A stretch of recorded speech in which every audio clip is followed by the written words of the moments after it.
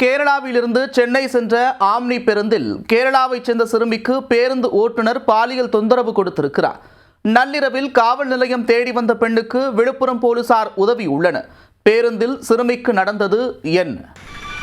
கேரளாவிலிருந்து சென்னை சென்ற VKV என்ற omni பேருந்தில் கேரள பெண் ஒருவர் தனது 9 வயது மகளுடன் பயணம் செய்துள்ளார். சேலம் மாவட்டம் தலைவாசல் அருகே வந்தபோது அந்த பேருந்தில் மாற்று ஓட்டுநர் ஞானவேல் 9 வயது சிறுமிக்கு பாலியல் தொந்தரவு கொடுத்ததாக கூறப்படுகிறது.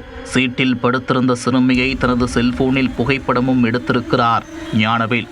யாரோ தனது அருகில் இருப்பதை பார்த்து அலறி துடித்து எழுந்திருக்கிறார்.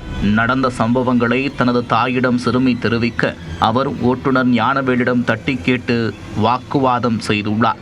அப்போது ஓட்டுநர் ஞானவேலும் அந்த பெண்ணை அவதூறாக பேசியதாக கூறப்படுகிறது. விழுப்புரம் பேருந்து நிலையம் அருகே பேருந்து நின்றபோது அருகே புறக்காவல் நிலையம் இருப்பதை பார்த்த பெண் உடனே அங்கு சென்று நடந்த சம்பவங்களை தெரிவித்துள்ளார். காவல் நிலையத்தில் இருந்த போலீசார் உடனே பேருந்திற்குள் ஏறி ஓட்டுநரிடம் விசாரணை நடத்தி பேருந்துடன் விழுப்புரம் மகளிர் காவல் நிலையத்திற்கு கொண்டு சென்றனர்.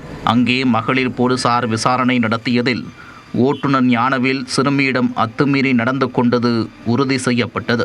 அதனைத் தொடர்ந்து 40 வயதான ஞானவேலை கைது செய்த மகளிர் போலீசார் அவர் மீது போக்சோ சட்டத்தின் கீழ் நடவடிக்கை எடுத்தனர்.